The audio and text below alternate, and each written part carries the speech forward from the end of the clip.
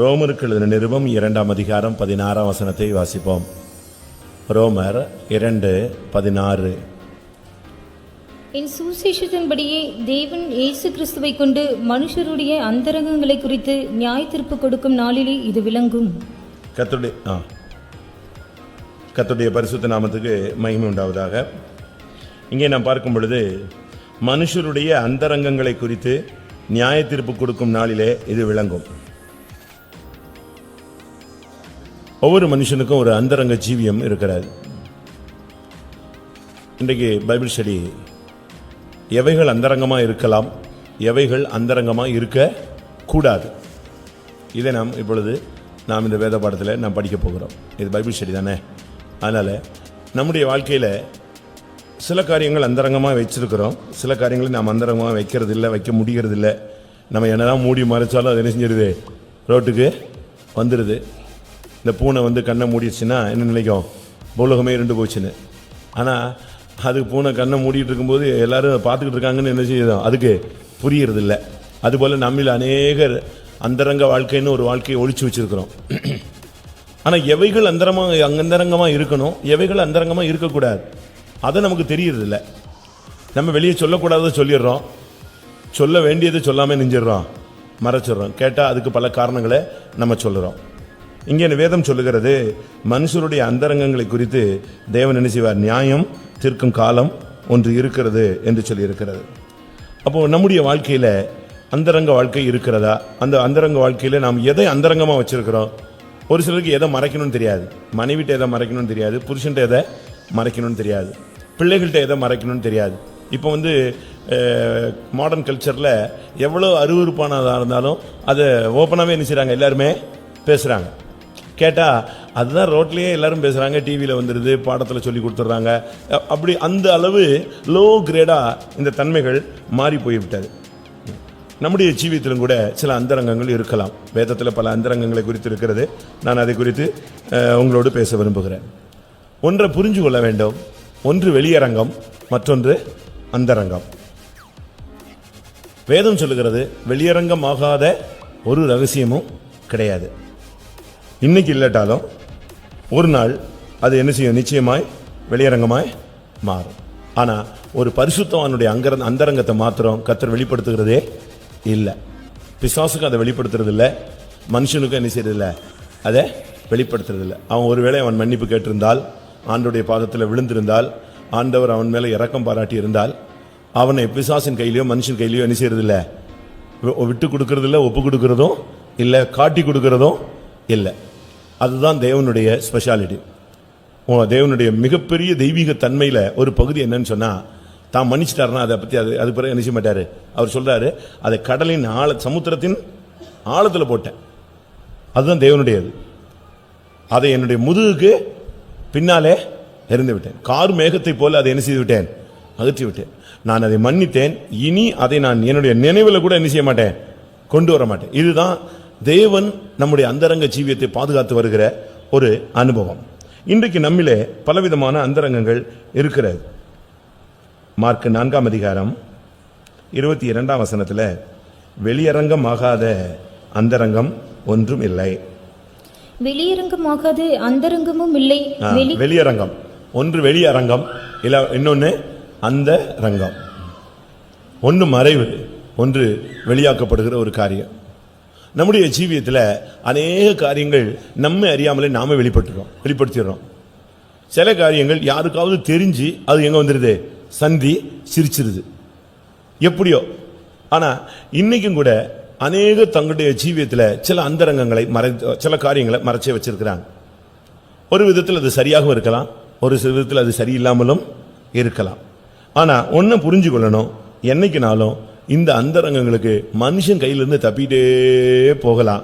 தேவன் அதை கொண்டு வந்து எங்க நிப்பாட்டிடுவாரு, நியாயத்தில் கொண்டு வந்து நிறுத்துவார். பிரசங்கியின் புஸ்தகத்தை நாம் பார்க்கும் பொழுது 12ஆம் அதிகாரம் 14ஆம் வசனம், கடைசி அதிகாரம் கடைசி வசனம். ஒவ்வொரு கிரியையும் அந்தரங்கமான ஒவ்வொரு காரியத்தையும் நன்மையானாலும் தீமையானாலும் தேவன் நியாயத்திலே கொண்டு வருவார். பார்த்தீங்களா, இது பழைய ஏற்பாடு. அவர் சொல்றாரு, ஒவ்வொரு காரியத்திலையும் ஒரு அந்தரங்கம் உண்டு, ஒரு வெளியரங்கம் உண்டு. அது நன்மையோ தீமையோ, ஆனா நியாயத்துல கொண்டு வந்து நிறுத்துவார். ஆனா புதிய ஏற்பாட்டுல அப்படி அல்ல. வேதம் அங்க என்ன சொல்லுதுன்னா, நம்மை நாமே நிதானித்து அறிஞ்சிட்டோம்னா நம்ம என்ன செய்யப்பட்டோம்? நியாயந்திருக்க படமாட்டோம். இன்னைக்கும் கூட பாருங்க, நம்முடைய ஜீவியத்தில் எல்லாரும், இப்போ ஒரு சின்ன பையனை எடுத்துக்கோங்க, ஒரு காலேஜுக்கு ஸ்டூடெண்ட்ஸ் எடுத்துக்கோங்க, ஒரு வயது முதிர்ந்தவங்களை எடுத்துக்கோங்க, ஒரு ஊழியக்காரங்களை எடுத்துக்கோங்க, அனுபவம் உள்ளவங்களை எடுத்துக்கொள்ளுங்க, அனுபவம் இல்லாதவங்களை எடுத்துக்கொள்ளுங்க. எல்லாருக்குள்ளேயும் என்ன இருக்கு? ஒரு சீக்ரெட் இருக்கு, ஒரு ஒரு ஒளிப்பிடம் இருக்கிறது, ஒரு மறைவான ஜீவியம் இருக்குது. ஒரு சிலர் ரொம்ப டெக்னிக்கலான ஆளுங்க, அது அழகா மெயின்டைன் பண்றாங்க.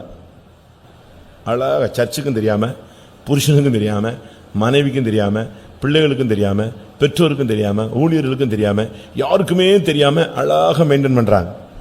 இது எப்போ வந்து தெரியும் தெரியுமா? ஜட்ஜ்மெண்ட்ல தான் என்ன செய்யும் தெரியும். நான் ஒரு இடத்துல இருந்தேன், அந்த சர்ச்சில் நான் சொல்லியிருக்கேன், அடிக்கடி உங்களுக்கு இப்போ சொல்லுவேன். ஒரு சகோதரன் நல்ல ஒரு பிஎஸ்எஃப்ல கமாண்டர், அவர் நல்லா ஹைட் வெயிட்டாக இருப்பார். பாட்டில் இந்த அன்பரன் நேசர் இல்லை என்ன, ஆனந்த கண்ணீர் பொழியும் தேசமதியில், இந்த பாட்டை சண்டே சர்வீஸில் பாடினா அப்படியே அந்த புக்கை பார்த்து பார்த்து பார்த்து படித்து படித்து பாடி அழுதுகிட்டே இருப்பார். ஏன்னா அவர் லைஃப்பில் உள்ள சில பாயிண்ட்ஸ் அதில் என்ன செய்யுது இருக்கு. அழகான பையங்க, நல்லா ஜெய்ஜாண்டிக்கா 2 பசங்க, ஒரு சின்ன குழந்தை, பெண் குழந்தை. கடைசியில் பார்த்தீங்கன்னு சொன்னால் செத்த பிறகுதான் தெரியும் சபைக்கு அவர் வந்து ஏற்கனவே அவருக்கு ஒரு மனைவி, ஒரு பிள்ளை, அந்த ஃபேமிலி ஒரு தனி ஃபேமிலி ஏற்கனவே இருந்துச்சு அப்படிங்கிறது என்ன செய்யும் எல்லாருக்குமே தெரியும். அந்த மனைவி அதை அப்படியே மறைச்சிட்டா, மனைவியும் மறைச்சிட்டா. சரியா, அவ வாழ்க்கையில் இடையில பூந்துகிட்டவா, அவ அப்படி மறைச்சிட்டா. சரி, மனைவியுடைய அக்கா நம்ம விசுவாசி, மனைவியுடைய அக்கா மாப்பிள்ள நம்முடைய விசுவாசி, அந்த ஃபேமிலி எல்லாருமே அப்படியே அதை அப்படியே மறைச்சு ஞானஸ்தானம், பரிசுத்தாவி எல்லாமே கொண்டு வந்து அழகாக அவங்கள கொண்டு வராங்க. வீட்டில் அடிக்கடி விருந்து வைப்பார் ஊழியக்காரங்க. நானே எத்தனையோ விருந்துக்கு போயிருக்கேன், போட்டோஸ்லாம் எடுத்திருக்காங்க, பயங்கரமா. ரொம்ப ஊழியக்காரங்கன்னா ரொம்ப மதிப்பு கொடுப்பார். ஆனால் கடைசியில் பார்த்தா அவர் மரிக்கும் போது நான் தஞ்சாவூரில் இருக்கிறேன், அவர் சென்னை சென்ட்ரல் பாஸ்டர். ஒரு குரூப்பை எங்கள் தஞ்சாவூரில் ஒரு ப்ரோக்ராமுக்காக வந்திருக்காங்க. அப்போ தான் அவர் இறக்குறாரு. உடனே ஊழியக்காரங்க போடுறாங்க, எல்லாம் ரெடி பண்ணுறாங்க. கொஞ்ச நேரத்தில் பார்த்தா ஊழியக்காரங்களாம் வர வேண்டாம், இப்படி ஒரு பிரச்சனைன்ட்டாங்க. எப்படி இருக்குன்னு பார்த்தீங்களா? ஒரு அந்தரங்கமான ஒரு வாழ்க்கை. பெட்டியில் ஃப்ரீசரில் வச்சிருக்கு. ஐஏஎஸ் குவார்டர்ஸில் இருக்காரு. ஐஏஎஸ் குவார்டர்ஸில் தான் அவர் அடக்கம், அவருடைய வீடு இருக்குது, பாடி அங்கே இருக்குது ஃப்ரீசரில். திடீர்னு பார்த்தீங்கன்னா குரூப்பாக வந்தாங்க, வேன்லேருந்து பாடியை தூக்குனாங்க. இந்த பையன் போய் தடுத்தான். கடைசியில் பார்த்தா நான் தான் மனைவின்னு ஒரு தலை நரைச்சி போன ஒரு அம்மா வந்து நிற்கிது. பெரிய பெரிய பையங்க, இதான் ஏற்கனவே எங்களுக்கு இவர் டேடிடா அப்படின்னு தூக்கிட்டு போகிறான். அப்போ தேவன் ஒரு நாள் என்ன செய்வார்? வெளியரங்கமாகாத ரகசியமே இல்லை. ஆனால் நம்முடைய ஜீவியத்தில் நாம் எதை மறைக்கணும்னு நமக்கு தெரியல. ஒரு சிலர் இந்த லொடலுடன் என்ன செஞ்சிருவாங்க? நுணலும் தன் வாயால் கெடும். நுணல் என்ன? நுணல்னா தவளை. தவளை வந்து கத்திக்கிட்டே இருக்கும். அது நீங்கள் எங்கே இருக்குன்னு கண்டுபிடிக்கலாம். இந்த லேபுக்கு ஸ்கூலில் படிக்கும்போது தவளையை ஆப்ரேஷன் பண்ணுவதற்காக தேடி போவாங்க. அதை தேடி போக வேண்டிய ரொம்ப அவசியம்லாம் இல்லை. அது போன உடனே அது என்ன செய்யும்? நான் இங்கே தான் இருக்கேன்னு கத்திக்கிட்டே இருக்கும், ஒரு மாதிரி சவுண்டு கொடுத்துக்கிட்டே இருக்கும், ஈஸியாக பிடிச்சிடுவாங்க. பாம்புக்கும் அது ரொம்ப வசதி. இந்த சத்தம் எங்கே இருக்குதோ அங்கே பாம்பு வந்து அழகாக தவளையை பிடிச்சி. அதனால தான் நுணல் தவளை தன் வாயாலே என்ன செய்யணும்?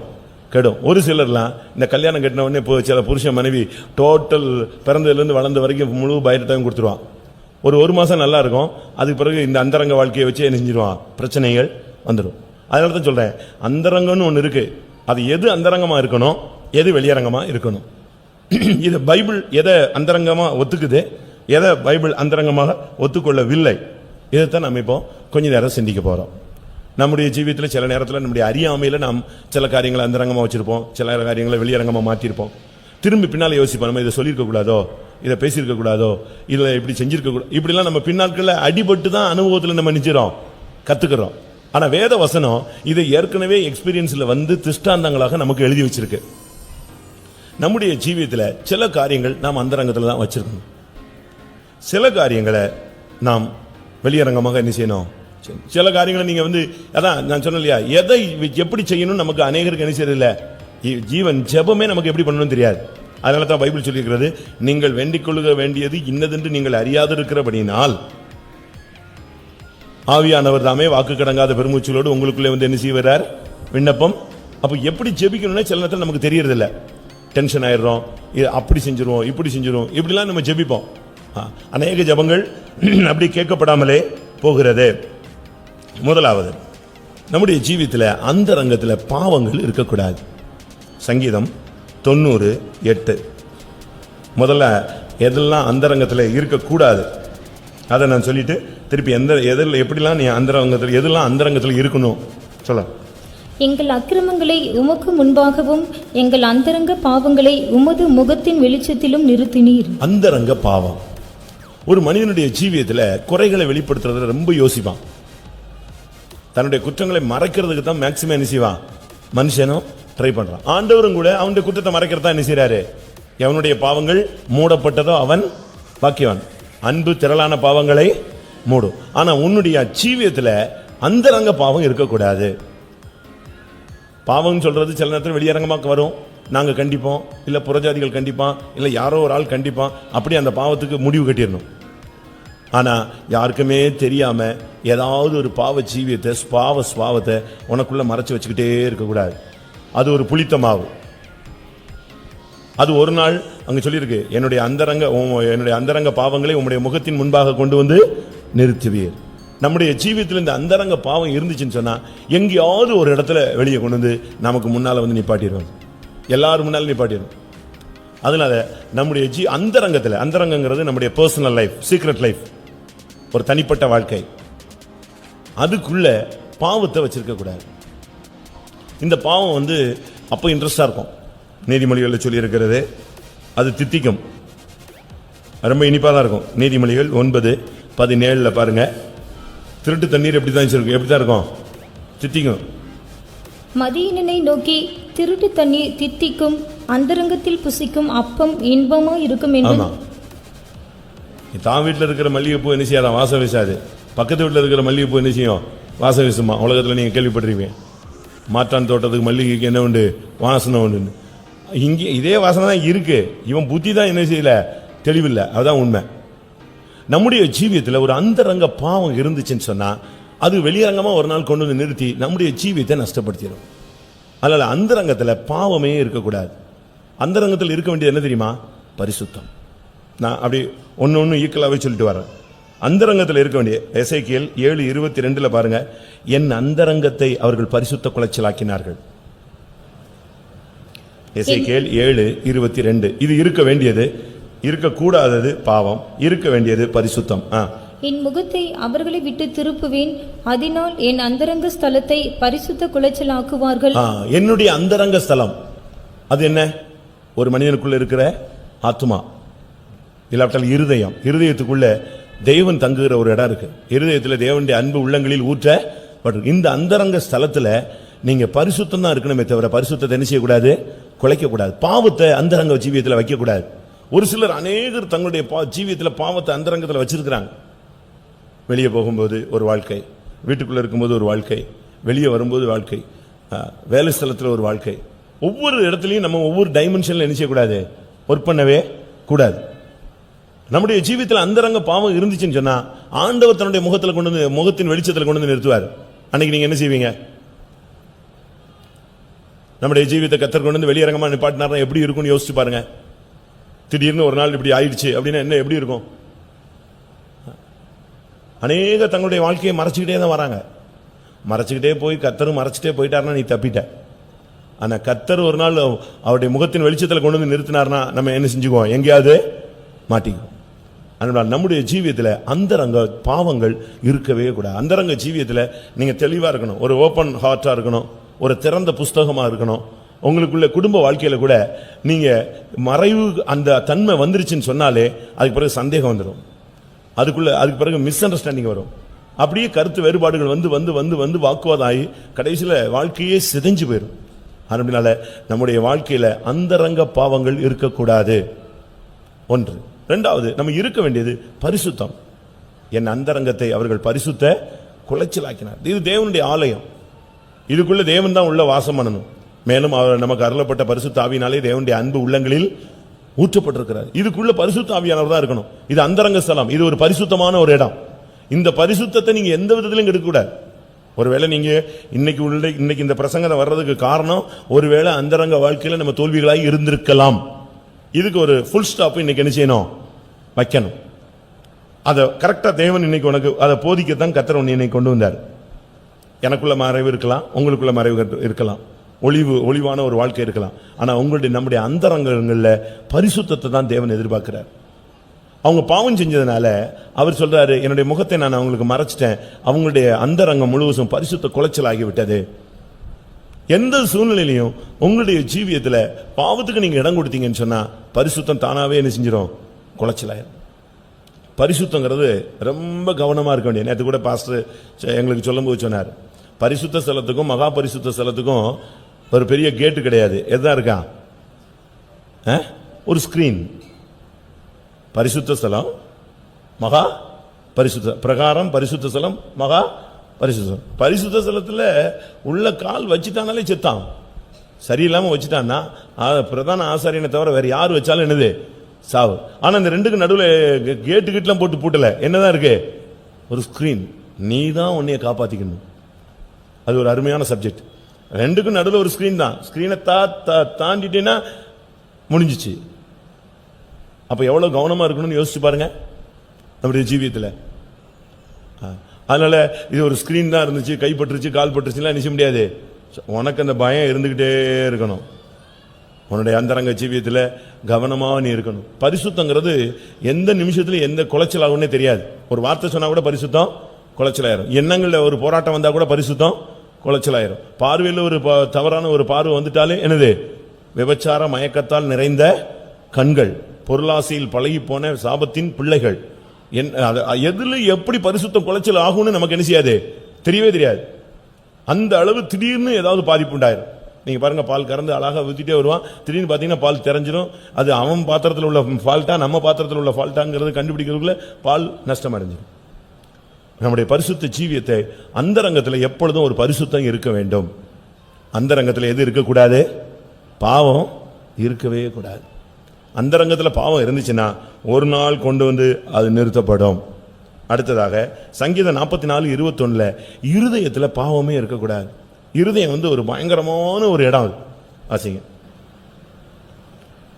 தேவன் அதை ஆராய்ந்து விசாரியாது இருப்பாரோ, இருதயத்தின் அந்தரங்கங்களை அவர் அறிந்திருக்கிறாரே. இருதயத்தின் அந்தரங்கங்கள். மனுஷன் முகத்தை பார்க்கிறான், தேவன் எதை பார்க்கிறாரு, இருதயங்களை பார்க்கிறார். இருதயம் இருதயத்துக்கு பலவிதமான விளக்கங்கள் இருக்கு. மகா கேடுள்ளதும் மகா திருக்குள்ளதும். இருதயத்திலிருந்து புறப்படுகிறதே மனுஷனை என்ன செய்யும், தீட்டுப்படுத்தும். இருதயத்துக்குள்ள இருந்து புறப்படுறதே மனுஷனை தீட்டுப்படுத்திடும். அப்படியானால் அந்த இருதயத்தை எப்பொழுதுமே பரிசுத்தமாக காத்துக்கொள்ளணும். இருதயத்தில் சுத்தம் உள்ளவர்கள் பாக்கியவான்கள், அவர்கள் தேவனை தரிசிப்பார்கள். அப்ப இருதயத்தின் அந்தரங்கத்தில் எப்பொழுதுமே பரிசுத்தம் இருக்க வேண்டும். இருதயத்தில் எப்பொழுதுமே இருதயம் கெட்டு போயிருச்சுன்னு வச்சுக்கோங்களேன். இப்ப பாருங்க, பைபாஸ் சர்ஜரிங்கிறான், ஓபன் ஹார்ட் சர்ஜரிங்கிறான். அது என்னதான் பண்ணாலும் அந்த ஹார்ட்டுக்கு அதுல ஒரு பயம் இருந்துகிட்டே தான் இருக்கு. இந்த ஹார்ட் எப்போ அது ஃபங்க்ஷன் நிறுத்தும்னு தெரியாது. ஒரு வாழ்வு அடைப்பு, 2 வாழ்வு அடைப்பு, 3 வாழ்வு அடைப்பு. எப்படி இருக்கும்? ஒரு சகோதரனுக்கு ஹார்ட் ப்ராப்ளம் வந்துச்சு, பயங்கரமான ஹார்ட் ப்ராப்ளம். அவருக்கு அப்படி முகமெல்லாம் கருத்து போயிடுச்சு பயத்துல. அந்த மரண பயம் அவன் நினைஞ்சிருச்சு, சூழ்ந்துருச்சு. உன்னுடைய இருதயம் எப்படி இருக்கு? இப்ப நம்முடைய ஹார்ட் எல்லாம் கர்த்தர் பரிசோதிச்சா எப்படி இருக்கும் சொல்லுங்க? நமக்குள்ள இருந்து வன்கண், மதிகேடு, கோபம், குரோதம், பகை, வைராக்கியம், தூஷணம், காமவிகாரம் இதெல்லாம் புறப்படுதா? இல்ல நண்பு, அன்பு, நட்பு, பாசம், இரக்கம், தெய்வீகம், சாந்தம், இச்சையடக்கம், நற்குணம், தயவு, விசுவாசம் இதெல்லாம் புறப்படுதா? எது புறப்படுது? உங்களுடைய இருதயத்தின் அந்தரங்கம் உங்களுக்கு தெரியுமே. நீ யாருன்னு உனக்கு நல்லா தெரியும். நீ யாருன்னு யாருக்கு தெரியும்? உனக்கு நல்லா தெரியும். நீ ஏமாத்துக்காரனா, நீ வஞ்சிக்கிறவனா, நீ என்ன ஆளுங்கிறது உனக்கு நல்லா தெரியும். உன்னுடைய இருதயத்தில் அந்தரங்கங்கள், இருதயம் அந்தரங்கத்தை மறைச்சு வைக்கும். இருதயத்திலிருந்து இருதயத்தின் அந்தரங்கங்கள் உங்களுடைய ஆண்டவர் இருதயத்தை தான் பார்த்துக்கிட்டே இருப்பார். மற்றவங்கெல்லாம் நீங்க சிரிக்கிறத பார்ப்பாங்க, நீங்க போட்டிருக்க மேக்கப்பை பார்ப்பாங்க, மற்றவங்க நீங்க போட்டிருக்கிற செருப்பை பார்ப்பாங்க, நீங்க பார்க்கிற பார்வையை பார்ப்பாங்க, உங்களுடைய ஹேர் ஸ்டைலை பார்ப்பாங்க. ஆண்டவர் எதை தான் பார்த்துக்கிட்டே இருப்பாரு?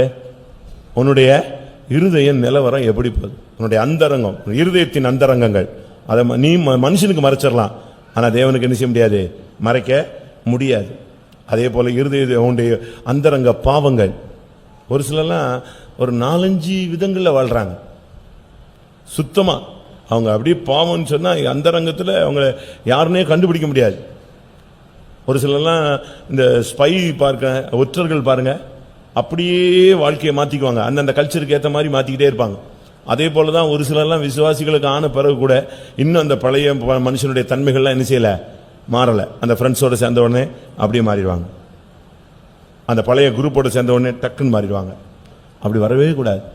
அந்தரங்கம், உன்னுடைய இருதயத்தின் அந்தரங்கங்களை கர்த்தர் பார்க்கிறார். உன்னுடைய ஜீவியத்தில் உள்ள பாவத்தின் அந்தரங்க பாவங்களை தேவன் காண்கிறார். நீதிமொழிகள் 21:14. அந்தரங்கமாய் கொடுக்கும் வெகுமதிகள்.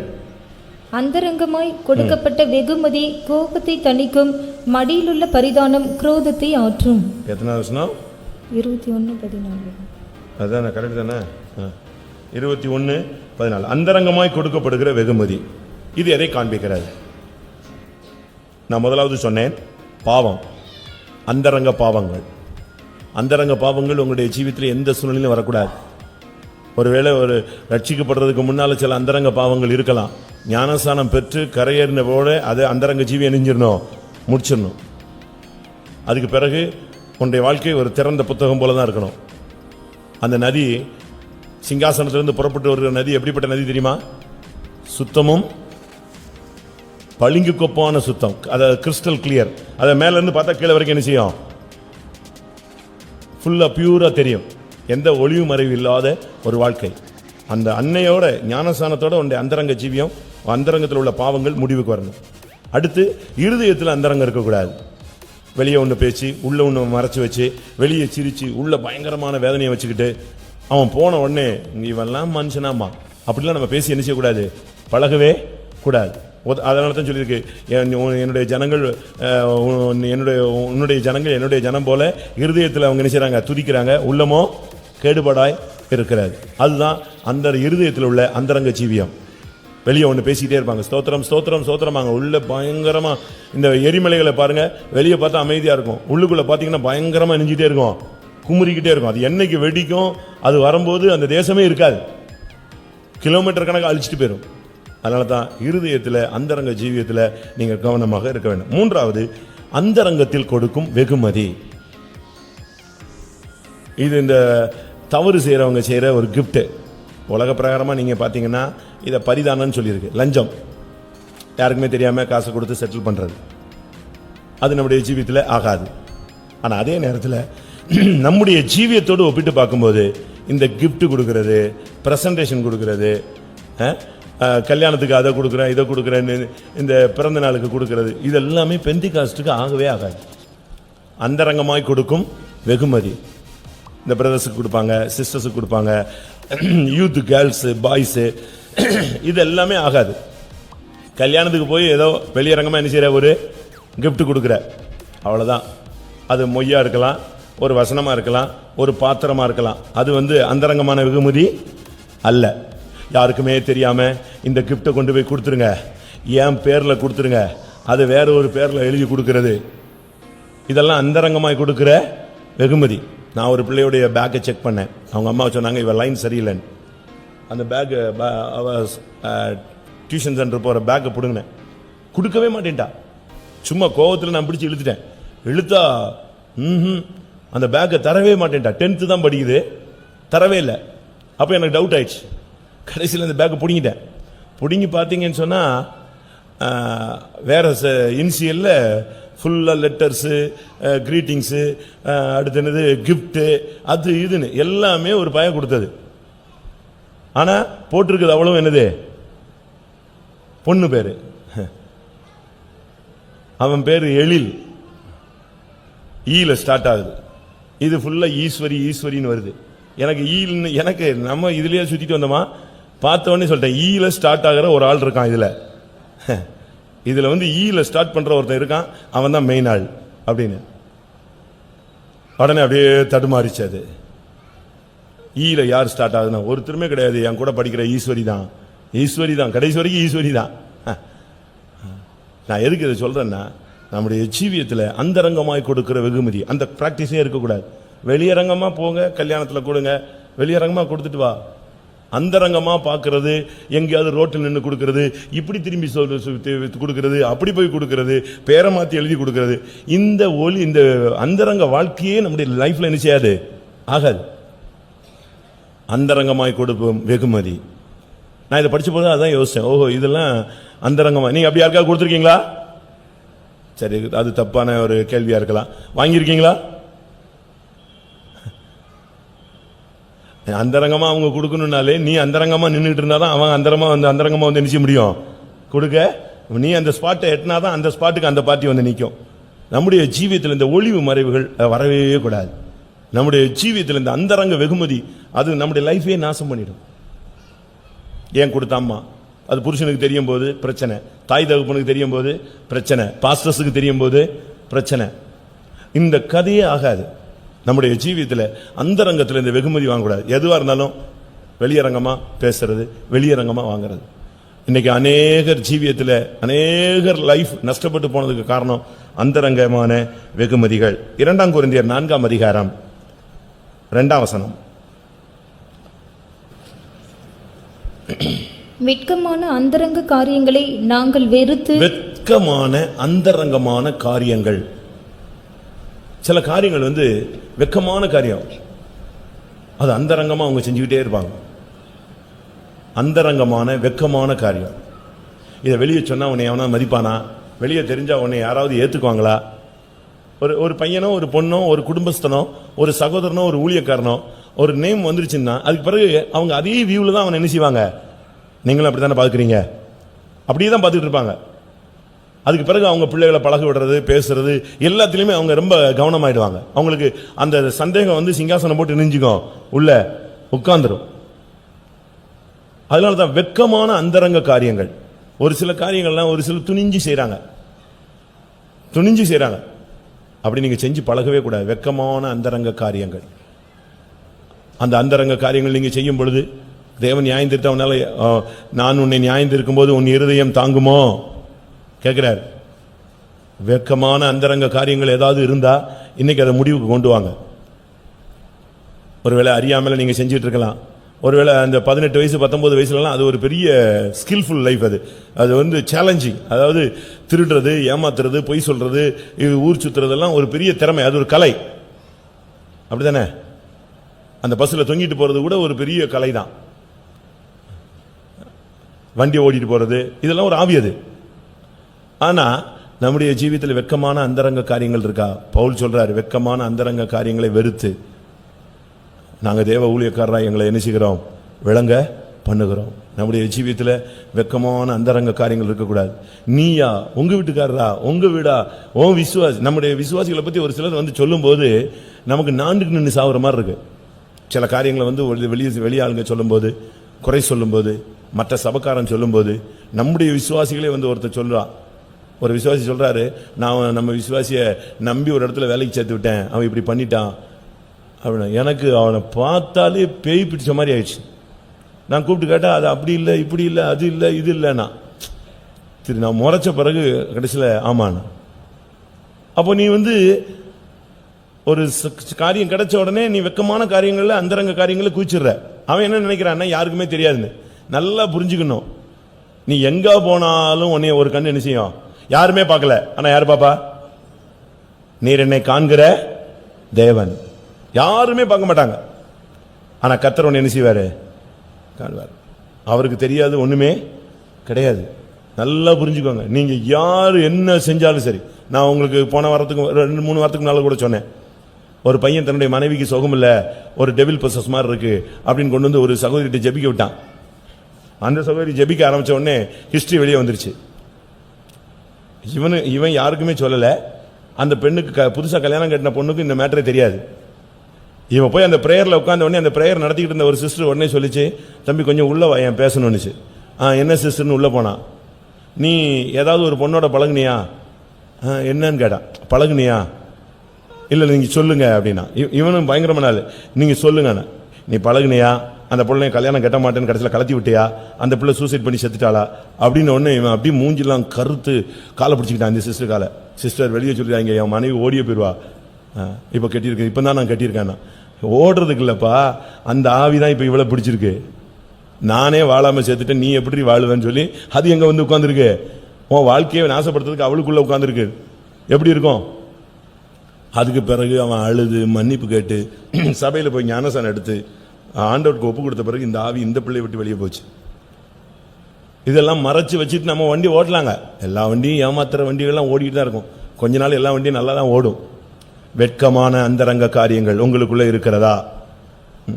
ஏசாயா 45:19 ஆண்டவர் சொல்றாரு, நான் பேசினேன் ஆனா அந்தரங்கத்தில் ஒண்ணுமே இது வரைக்கும் நான் பேசினதில்லை. வாசிங்க ஏசாயா 45:19, 48:16. நான் அந்தரங்கத்திலும் பூமியின் அந்தகாரமான இடத்திலும் பேசினதில்லை. ஆண்டவர் சொல்றாரு பாருங்க, நான் எல்லாம் ஜனங்களுக்கு பேசும்போது, பூமியில உள்ளவங்களுக்கு பேசும்போது நான் எப்படி பேசினதில்லை? மறைவில் நான் பேசினதில்லை, எல்லாம் வெளியரங்கமா. நான் அந்த அந்தரங்கத்தில் நான் பேசினதே கிடையாது. 48:16. நீங்கள் என் சமீபத்தில் வந்து நான் சொல்வதை கேளுங்கள், நான் ஆதி முதற்கொண்டு அந்தரங்கத்தில் பேசவே இல்லை. ஆண்டவர் தெளிவா சொல்றாரு, நான் அந்தரங்கத்தில். நீங்க யார்ட்டையுமே ரகசியமா பேச்சு வைக்கவே கூடாது. நெட்லயும் சரி, டேட்டிங் சரி, சேட்டிங் சரி, செல்லுலையும் சரி, ரகசியமாவும் சரி, எந்த இடத்துலயுமே இந்த அந்தரங்க பேச்சுகள் ஆகாது. நீங்க மறைவு கட்ட ஆரம்பிச்ச உடனேயே கொஸ்டினபிள் ஆயிடுவீங்க. ஒதுங்க ஆரம்பிச்ச உடனே பேசிட்டே இருக்கும்போது டக்குன்னு பேச்சை நிறுத்துறது. ஏன்? அந்தரங்கத்தில் பேசுனதுனால தானே உன்னால என்ன செய்யுது? வெளியரங்கமாத பேச முடியல. ஆண்டவர் ஒரு இடத்துல, பழைய ஏற்பாட்டில் நீங்க படிச்சு பாருங்க, ஆண்டவரே சொல்றார் 2 இடத்துல, நான் அந்தரங்கத்தில் பேசினதே கிடையாது. யோவான் 18:20 சொல்றாரு பாருங்க. யோவான் 18:20 அங்கேயும் சொல்றார், நான் அந்தரங்கத்தில் ஒண்ணுமே பேசல. இயேசு சொல்ற ஒரு வார்த்தை. இயேசு அவனுக்கு பிரதியுத்தரமாக, நான் வெளியரங்கமாய் உலகத்துடனே பேசினேன். ஜெப ஆலயங்களிலேயும் யூதர்கள் எல்லாரும் கூடி வருகிற தேவ ஆலயத்திலேயும் எப்பொழுதும் உபதேசித்தேன். அந்தரங்கத்திலே நான் ஒன்றும் பேசவில்லை. ஆண்டவர் அந்தரங்கத்தில் பேசுற ஆளையே கிடையாது. ஆளை பார்த்த உடனே ஒரு மாதிரி பேசுறது, பார்த்த உடனே பேச்சை நிப்பாட்டுறது, பேசாத மாதிரி நடிக்கிறது, அப்படியே திரும்பிக்கிறது, இல்ல நான் பேசவே இல்லை, அப்படிலாம் ஆளே கிடையாது. உங்களுடைய ஜீவியத்தில் அந்தரங்க பேச்சே இருக்கக்கூடாது. ஆணோ பெண்ணோ, ஊழியக்காரங்களோ, விசுவாசிகளோ, வயசு கூண்டவங்களோ, வயசு குறைஞ்சவங்களோ, வயசு கூண்டவங்களெல்லாம் மதிக்கிறோம், விசுவாசிக்கிறோம். ஆனா நீங்களும் கூட உங்களுடைய தன்மையை பாதுகாக்கணும். அந்தரங்கத்தில் உங்களுடைய பேச்சுகள் இருக்கக்கூடாது. ஒரு சிலர்லாம் ஆள் வந்த உடனே அப்படியே இந்த வாயை மூடிடுவாங்க, தூங்கின மாதிரி ஏமாத்துவாங்க.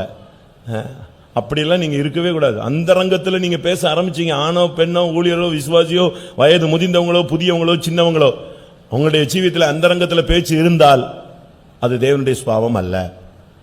அந்தரங்கத்தில் நீங்க பேச ஆரம்பிச்சிட்டீங்கனாலே உங்களுடைய ஜீவியத்தில் ஏதோ ஒரு ஏமாத்து வேலை நிச்சயதே இருக்கு. நான் சொல்றது சரிதானா? சரியா?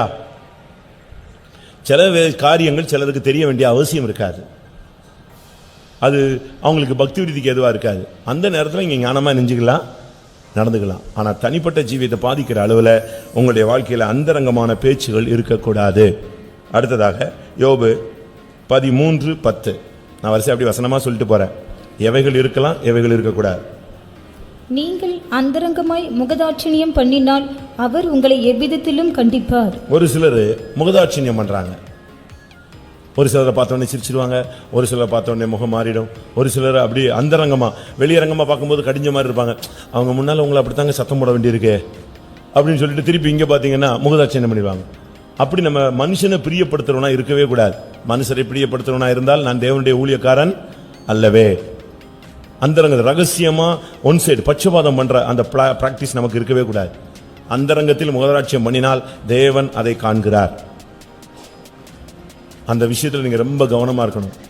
யாருக்காவது நீங்க முகஸ்துதி பண்ணக்கூடாது, சைட் சப்போர்ட் பண்ணக்கூடாது, பட்சபாதமா செய்யக்கூடாது, மாயமா பண்ணக்கூடாது, ஒன்னு நேசித்து ஒன்னை பகைக்க கூடாது.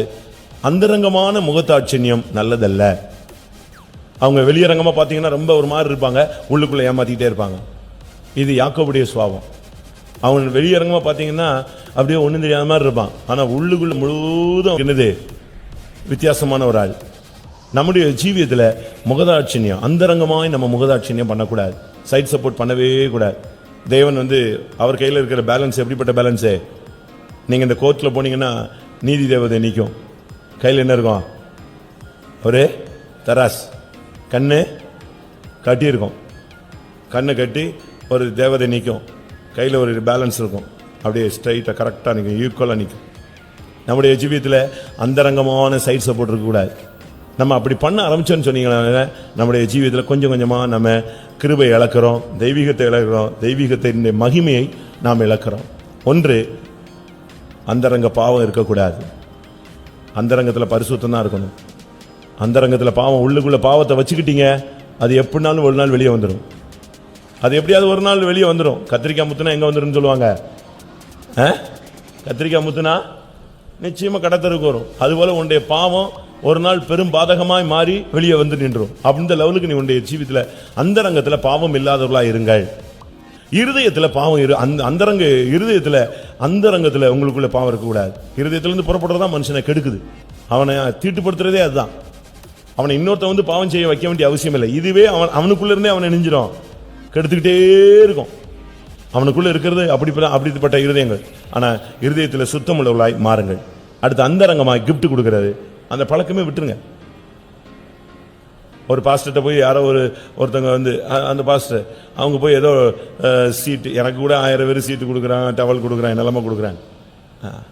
அந்த பாஸ்டர் கொடுத்தவொடனே, தம்பி இதெல்லாம் வேணாம், இந்த ஸ்கீம் கிஃப்ட் வாங்குற ஐட்டமும் பழக்கம் கிடையாது, கிஃப்ட் கொடுக்குற பழக்கமும் கிடையாது. அந்த ஸ்கீமே துருத்தி போட்டுரும். அந்தரங்கமான இந்த பிரசன்டேஷன், கிஃப்ட், வெகுமதிகள், இது யாராவது கொடுக்குறீங்களா? அது எப்படி தான் இந்த ஞாபகம் இருக்கும்னு தெரியாது. இந்த சாவு நாள், வாழ்வு நாள், கல்யாண நாள், பிறந்த நாள், இதெல்லாம் உன் பிறந்த நாள் உனக்கு ஞாபகம் இருந்தா சரி பரவாயில்ல, நீ பிறந்த அந்த டேட் உனக்கு ஞாபகம் இருக்கு. ஊர்ல இருக்கிறவன் பிறந்த நாள்லாம் உனக்கு என்னதுக்கு? எதுக்கு அது புரியல? உங்க பிள்ளைகள் பிறந்த நாள் ஓகே, அது நல்லது, வச்சுக்கோங்க. உங்களுக்கு கர்த்தர் குழந்தை இல்லாதவங்களுக்கு குழந்தைய கொடுத்துட்டாரு, உங்களுடைய நிந்தை நீக்கப்பட்டிருக்கு, சரி எத்தனாம் தேதி பிள்ளை பிறந்துச்சு, அது சான்றிதழ், பிறப்பு சான்றிதழ், பர்த் சர்டிஃபிகேட் வாங்கணும், கரெக்ட், அதுக்கெல்லாம் ரைட்டு. அடுத்தவன் உன் சபையில் உள்ள எல்லாரும் பிறந்த நாள் உனக்கு என்னதுக்கு? உன் சபையில் உள்ள எல்லா பிள்ளைகளுடைய பிறந்த நாள் எதுக்கு? அவன் பிறந்த நாள் இதெல்லாம் தேவையில்லை. அது எல்லாமே உன்னுடைய ஜீவியத்தில் ஒரு ஏமாத்து வித்தைக்கு ஒரு வழிகாட்டுது. அந்தரங்கமான வெகுமதி உன்னுடைய ஜீவியத்தை கெடுக்கும். வெக்கமான அந்தரங்க காரியங்களை விட்டு வெளியே வாங்க. அது உங்களை வெக்கப்படுத்திடும். ஒரு நாள் நீங்க வெளியரங்கமா நீங்க செய்யாம மறைச்சு வச்சாலும் ஒரு நாள் அது வெளியே கொண்டு வந்து நிறுத்த விடும். அதனால நிச்சயமா இந்த நாட்கள்ல நம்முடைய ஜீவியத்தில் அந்தரங்கமான காரியங்கள், வெக்கமான காரியங்கள் இன்னைக்கு இந்த பைபிள் ஸ்டடியோட அது நம்ம விட்டு வெளியே போகணும். அடுத்ததாக அந்தரங்கமான பேச்சுகள். நீங்க பாருங்க, ரோட்ல போகும்போது பாருங்க, ரோட்ல எவ்வளவு பேர் நிக்கிறா, எல்லாம் திருட்டுத்தனமா நடு ரோட்ல. சபை முடிஞ்சு போகும்போது பேச்சு. ஏன் உனக்கு எதுக்கு சபைக்கு எதுக்கா வர? நீ எந்த ரகசியமான பேச்சுக்கள் நினைச்சக்கூடாது, இருக்கவே கூடாது. நம்முடைய ஜீவியத்தில் அந்தரங்கமான பேச்சு இருக்கும். வெளியரங்கமா பேசு, ஓப்பனா ஹார்ட்ல பேசு, சிரி, பேசிட்டு போ, ஹாய், அவ்வளவுதான், முடிஞ்சது, ஹாய் பாய், அவ்வளவுதான். அப்படியே பின்னால போய்கிட்டு நான் 2 மணிக்கு எடுக்கிறேன், 1:30க்கு எடுக்கிறேன், 3:45க்கு எடுக்கிறேன், மிஸ்டு கால் கொடுக்கிறேன், இந்த வேலையே உனக்கு ஆகாது. ஜீவியத்தை நஷ்டப்படுத்துற இந்த வேலைகளே பெந்தெக்கோஸ்துக்கு ஆகவே. வெளியே நீங்க அது ஒரு கலை, அது ஒரு பெரிய திறமை. அது இங்கே இது ஆகாது. பரலோகத்துக்கு போறதுக்கு நீ ரகசியமான அந்தரங்கமான பேச்சு என்ன செய்யாது, ஆகவே ஆகாது. யாருக்கும் நீங்க அப்படி யாரும் பண்ணக்கூடாது. அந்த பழக்கமே ஆகாது. எங்க இருக்கீங்க, எதுக்கு, அவன் எங்க இருந்தா என்ன, உனக்கு என்ன, உன் புருஷனா உன் பிள்ளையா கேளு, அவ்வளவுதான். அடுத்த ஆளை நீ வந்து எங்க இருக்க, எங்க போறீங்க, அது நமக்கு தேவையே இல்லை. அதை பேசும்போது யாராவது வந்துட்டாங்கன்னா உடனே அப்படியே. நான் ஒரு இடத்துல போயிட்டு இருந்தேன், நானும் விசுவாசி, அவனும் விசுவாசி தான். ஆனா நான் ஊழியக்காரர் கூட நிக்கிற விசுவாசி. அவன் சிகரெட் குடிச்சிட்டு வந்துட்டான். என்னைய பார்த்துட்டு சிகரெட்டை கீழே போட்டா நான் கண்டுபிடிச்சிருவேன், பிடிச்சா கண்டுபிடிச்சிருவேன். அப்படியே சூட்டோட பிடிச்சி கையில வச்சு ஒரு அமுக்கு அமுக்கிட்டான் பாருங்க. நானும் கிட்ட வந்து பார்க்க, என்னடா புகை வந்துச்சு, கையிலையும் காணும் கீழையும் காணும், எங்கேயும் காணும்னு பார்த்தா கையை அப்படியே பிடிச்சி வச்சுதான் சொலஞ்சான். கை வெந்திருக்கும். எதுக்கு? உனக்கு அவ்வளவு பயம் இருக்கும்போது உன்னுடைய ஜீவியத்தில் நீ அந்தரங்கமா இருக்க கூடாது, வெளியரங்கமா இரு. ஒரு சிலர் வந்து ஓப்பன் ஹார்ட்னு சொல்லிட்டு எல்லா தப்பையுமே வெளியரங்கமா செய்வான். அது துணிஞ்ச கேஸுங்க. ஒரு குரூப் இருக்கு, சபைன்னு இருக்கு, வெளியே இருக்கு. ஆமா இப்படிதான் இருக்கும். உன் முன்னால தானே பேசினேன், உன் முன்னால தானே சிரிச்சேன், உன் முன்னால தானே வண்டியில ஏற்றிட்டு போனேன். அந்த வேலையும் ஆகாது. நல்ல நீங்க பெண்டிகாஸ்ட்ல நீங்க லைஃபை வந்து படிச்சுக்கணும். நீ லைஃப் ஒரு பாடம், அது நீ படிக்கணும். சும்மாலாம் வாழ்க்கையில் வாழ்ந்துட முடியாது. இல்லைன்னா நீங்க எங்கேயாவது போய் தோத்து போடுவீங்க. யாரையாவது வண்டியில் ஏற்றிட்டு போறது, அந்த சிஸ்டர் அந்த அக்கா. நாம் தெய்வீக தன்மையோடு, நீ தெய்வீக தன்மையை பார்த்தவன் ஒருத்தனுக்கும் தெய்வீக தன்மை இல்லையா? கண்ணு வேற கண்ணாடியில போட்டிருக்கான். நீ வீடு போய் சேர்றதுக்குள்ள அவன் கல்யாணம் கட்டி வச்சிருவான். நீ வண்டியை விட்டு இறங்குறதுக்குள்ள அவன் பார்த்து கண்ணாடியில் போட்டு எழுதி உடனே பாஸ்டருக்கு ஃபோன் பண்ணி பாஸ்டர்ன்றான். நீங்க இந்த வேலையே ஆகாது. அவசியம் இல்லாம வண்டியில் ஏறுறது, பின்னால தொத்துறது, அங்க பார்த்தேன் இங்க பார்த்தேன், தனி ஒண்ணுமே இருக்கக்கூடாது. அந்தரங்கமான எந்த லைஃப் இருக்கக்கூடாது. நம்முடைய ஜீவியத்தை நீங்க மாற்ற வேண்டிய காலம் இதுதான். அடுத்து முகதாட்சண்யம். எந்த சூழ்நிலையும் அந்தரங்கமா நீங்க அப்படி சப்போர்ட் பண்ணவே கூடாது. வெளியரங்கமா சப்போர்ட் பண்ணாட்டாலும் உள்ளுக்குள்ளேயே ஏதாவது பண்றது. உபதியா 6ஆம் அதிகாரத்தில் அந்தரங்கமான பொக்கிஷம், அது ஏசாவினுடையது. உபதியா 6ஆம் வசனம். ஏசாவினுடையவைகள் எவ்வளவாய் தேடி பார்க்கப்பட்டது, அவனுடைய அந்தரங்க பொக்கிஷங்கள் எவ்வளவாய் ஆராய்ந்து எடுத்துக் கொள்ளப்பட்டது. ஏசாவினுடைய பொக்கிஷம் வெளியரங்கமான பொக்கிஷம் கிடையாது. அவனுடைய பொக்கிஷம் என்னது? எல்லாம் அந்தரங்கமா. இப்ப அந்த ஒரு கோயில்ல கண்டுபிடிச்சாங்க பாருங்க பொக்கிஷம். அந்த ராஜாவுக்கே, அதனுடைய உரிமையாளராகிய ராஜ வம்சத்தில் இருக்கிறவனுக்கு அது என்ன செய்யாது? ஒருத்தருக்கும் தெரியாது இவ்வளவு இருந்துச்சான்னு. இன்னும் எவ்வளவு இருக்குன்னு தெரியாம ரூமை பூட்டி வச்சுட்டு உட்கார்ந்துட்டு இருக்கான். இதுல யாருக்காவது லாபம் இருக்கா சொல்லுங்க? இதுல என்ன லாபம்? அந்த சாமிக்கு லாபம் கிடையாது. அது அங்க இருக்கு, இது இங்க ரூமுக்குள்ள கிடக்கு. அந்த ஊர்ல உள்ள எவனுக்காவது ஒரு லாபமா? கிடையாது. கவர்மெண்ட்டுக்கு லாபமா? இல்ல. அந்த ராஜவம்சத்துக்கு லாபமா? ஒருத்தனும் கிடையாது. அது இனிமே உலகம் அழிகிற வரைக்கும் எங்கதான் இருக்கும்? அங்கதான் இருக்கும். அந்தரங்க பொக்கிஷம் இது எதை காண்பிக்கிறது? நாம சேர்த்து வைக்கலாம், தப்பு இல்லை. ஆனா உங்களுடைய பொக்கிஷங்களை எங்க சேர்த்து வைங்க? பரலோகத்துல சேர்த்து வைங்க. ஒரு சிலர்லாம் ரகசியமா சேர்த்து வைக்கிறான். மனைவிக்கு தெரியாம சேர்த்து வைக்கிற ஆள் இருக்கு, தெரியுமா? தெரியுமா? புருஷனுக்கு தெரியாம தேய்ச்சி வைக்கிற ஆளுங்க இருக்கிறாங்க. சங்ககிரின்னு ஒரு இடம் இருக்கு. சங்ககிரின்னு சேலத்துட்டு இருந்து நீங்க ஈரோடு போற வழியில ஒரு ஊர் இருக்கு.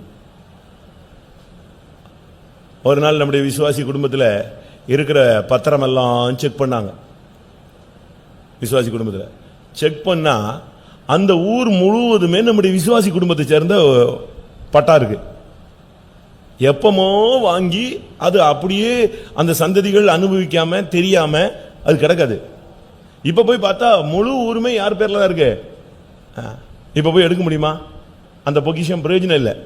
அதே போல நம்ம விசுவாசிகள் கூட ஒரு சிலர் செத்துட்டா எங்க பணம் கிடக்குன்னு தெரியாது, எங்க வீடு கிடக்குன்னு தெரியாது, எங்க நிலம் கிடக்குன்னு தெரியாது, எல்லாம் ஒளிஞ்சு போய் கிடக்கு. எங்கேயோ வாங்கி அவங்க அப்படியே யாருக்கும் தெரிஞ்சா புடிங்கிட்டு போயிடுவான்னு நினைச்சானு தெரியல. இது எதை காண்பிக்கிறது? உன்னுடைய ஜீவியத்தில் அந்தரங்க பொக்கிஷம் தேவையில்லை. வெளியரங்கமா பரலோகத்தில் உன்னுடைய பொக்கிஷத்தை என்ன செய்? சேர்த்து வை. உன்னுடைய பொக்கிஷம் பரலோகத்தில் சேர்த்து வைக்கப்படட்டும். அதுக்கு கள்ளர் திருடுவதும் இல்லை, அது துருப்பிடிக்கிறது இல்லை, பூச்சி அரிப்பதும் இல்லை. உன்னுடைய பொக்கிஷங்கள் எங்க இருக்கு? இன்னைக்கு உலகத்தில் உங்களுடைய பொக்கிஷங்களை நீங்க சேர்த்து வைக்கிறீங்க, அந்தரங்கமாக சேர்த்து வைக்கிறீங்க. யாருக்குமே தெரியாம தெரிஞ்சா என்ன கெட்டுப்போகுது? கர்த்தருடைய ஆசீர்வதிச்சார்னு தேவனை தான் நிச்சய போறாங்க, மகிமைப்படுத்த போறாங்க. சரி, அந்தரங்கமா இருக்கிறது எதெல்லாம் அந்தரங்கமா இருக்கலாம் அதை சொல்றேன். நான் கொஞ்சம் சீக்கிரம் சொல்றேன். மத்தேயு 6ஆம் அதிகாரம் 3ஆம் வசனம். தர்மம் பண்ணுவது அந்தரங்கமா இருக்கணும். நீயோ தர்மம் செய்யும் போது உன் தர்மம் அந்தரங்கமா இருப்பதற்கு அந்தரங்கமா இருக்க வேண்டும். அது என்னுடைய அர்த்தம் என்னன்னா, நீ உதவி செய்யற பத்தியா, அது அந்தரங்கமா இருக்கட்டும். அதை இந்த வெளியரங்கமா என்ன செய்ய வேண்டிய செய்ய வேண்டிய உன் வலது கை கொடுப்பது இடது கை அறியாமல் இருக்கு. நீங்க ஏதாவது ஒரு உதவி செஞ்சீங்கன்னா யாருக்குமே தெரிய வேணாம், அது சொல்ல வேண்டிய அவசியமே கிடையாது. அதை கடன் வாங்கி நீங்க செய்யக்கூடாது. உங்களுடைய சம்பாத்தியத்திலிருந்து ஒரு பகுதி நீங்க உதவி செய்யறதுக்கு பழகணும். அப்படி உதவி செய்யறத நீங்க யாருக்கும் சொல்லக்கூடாது. நான் தான் படிக்க வச்சேன், நான் தான் ஸ்கூல்ல அது பண்ணேன் அப்படிலாம் நம்ம சொல்லும்போது சொன்னது ஒருவேளை கரெக்டா இருக்கலாம். ஆனா அதுக்குரிய பிரதிபலனை பரலோகத்தில் கொடுக்காம எங்க கொடுத்துருவாரு சொல்லுங்க? உங்களுடைய பலனை இங்கேயே நீங்கள் அடைந்து தீர்ந்தாயிற்று. அப்ப நம்ம செஞ்ச உதவிக்கு பிரதிபலன் எங்க போய் அங்கிருந்து கிடைக்காது. எங்க கிடைச்சு எங்கேயே முடிஞ்சிடும், இங்கேயே க்ளோஸ் பண்ணிடுவார். அதனால தான் வெளியே சொல்லாதீங்க. வெளியே சொல்லணும்னா சொல்லுங்க, ஆசைப்பட்டா சொல்லுங்க. நான் அப்படி செஞ்சேன், அவனுக்கு வீடு வாங்கி கொடுத்தேன், இவனுக்கு நான் வாடகை கொடுத்தேன், இவனுக்கு நான் ஃபீஸ் கட்டினேன், இவனுக்கு நான் கரண்ட் பில் கட்டினேன், இவனுக்கு ட்ரெஸ் வாங்கி கொடுத்தேன், இப்படிலாம் நீங்க சொல்லிட்டே அலையலாம். சொன்னா கர்த்தர் அது பொய் இல்லையே, உண்மைதான், நீங்க செஞ்சதை தான் சொல்லியிருக்கீங்க, ரைட்டு. உனக்கு அதுக்கு பதில் ஒரு காரு, ஒரு 2 வீலரு, ஒரு நிலம் இப்படி கொடுத்து ஆண்டவர் க்ளோஸ் பண்ணிடுவார். ஏழைக்கு இறங்குறவன் கர்த்தருக்கு கடன் கொடுக்கிறான், கர்த்தர் அதை அவனுக்கு என்ன செய்வார், திரும்ப இந்த பூமியில கொடுத்துருவாரு. அதான் பெரிய கஷ்டம்.